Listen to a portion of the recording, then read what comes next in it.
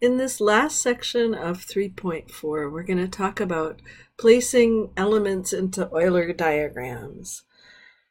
So suppose we know a cat named Fluffy. We have these circles. Some cats are pets. Where would you put Fluffy? We're going to try to find a place for Fluffy and use the letter F because an object in a set is shown using a letter. So we'll use the letter F for Fluffy. Now the key to figuring this out is to understand each portion of this Euler diagram. So right in here, these are cats. They are not pet cats. So like lions, tigers. Here are pets that are also cats. And out here is pets that are not cats, like dogs, right?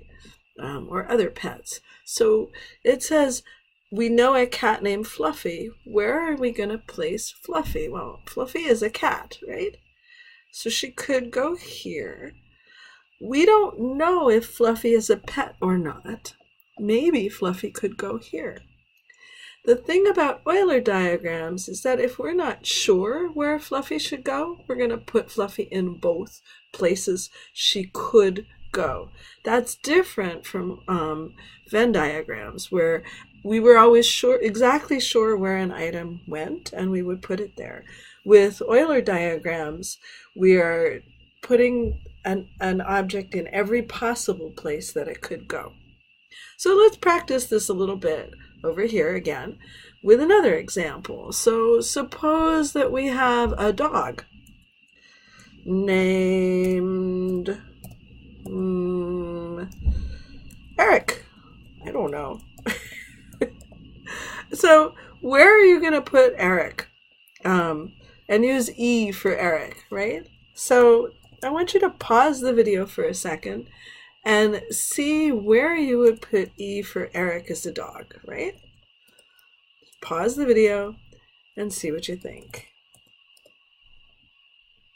Now, hopefully you did pause the video and you realize that E for Eric, again, just like with Fluffy, could go here because Eric could be a pet dog or Eric could be a wild dog. So we have to put Eric in two spots. And one more practice question. I've changed the problem to be, we know a man named Bill. So where are we going to place Bill in these circles? Now, Bill is not a cat, and Bill is not a pet, because humans are not cats, and humans are not pets. I did sort of have to bring in my outside knowledge on that, right? So I would probably have to say to you in the problem that Bill is not a cat and Bill is not a pet. But okay, I've said that to you. Where does Bill go? You should put Bill outside of these circles, anywhere outside the circle B, just to show that Bill doesn't belong in either circle. Okay, let's try another one of these. This one is all cats are animals. Fluffy is a cat and Buster is an animal. I want you to think, where would you put F for Fluffy and where would you put B for animal? And I'm going to tell you right now that one of these goes in two places. So you have to figure out, is it Fluffy that goes in two places or is it Buster that goes in two places? Pause the video for a second and think about it. Okay, I hope you did pause the video and placed your bets and placed your F and placed your B. And let's talk about this. In here are cats. Cats are inside animals. So the fact that Fluffy is a cat means Fluffy just goes inside this cat circle. But Buster is a little tougher. Buster is an animal, so Buster definitely should go here. But Buster might be a cat. So when you look at this one, you notice that Buster goes in two places. He could be an animal that's not a cat, or he could be an animal that is a cat. So you're stuck with putting him in two places because you're not sure. Now this last example I'm just going to show you, and then we'll try another similar one for practice. This one says no ducks are blue, and whenever you have a no statement, that means you have to make two separate circles. So we make two circles, one for ducks and one for blue things. Then it says Fred is a duck. That means Fred has to go in this circle. Why can't Fred go in this circle, the blue things circle? Because he has to go in duck. He has to be in there. If you look at this one, Buster is an animal.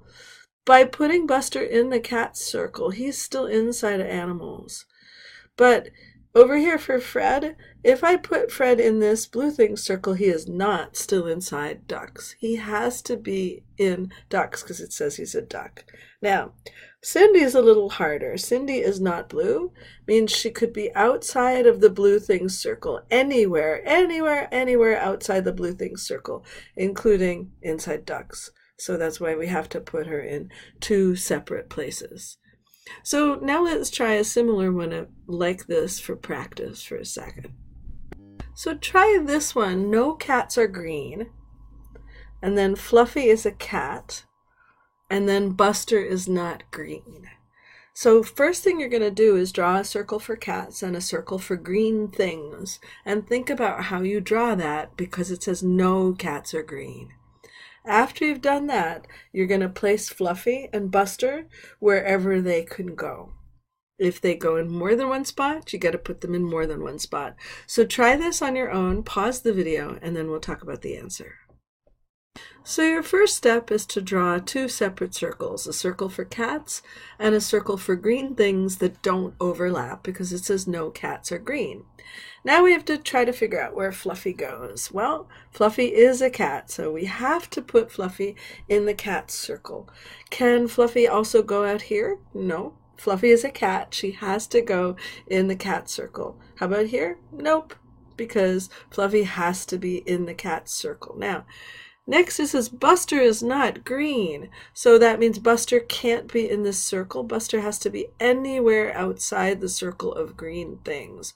That means Buster could be here, outside of green things, or Buster could be a not green cat. There we go. So you have two places for Buster. So that's the end of this video set of examples, and I'll see you in the next chapter.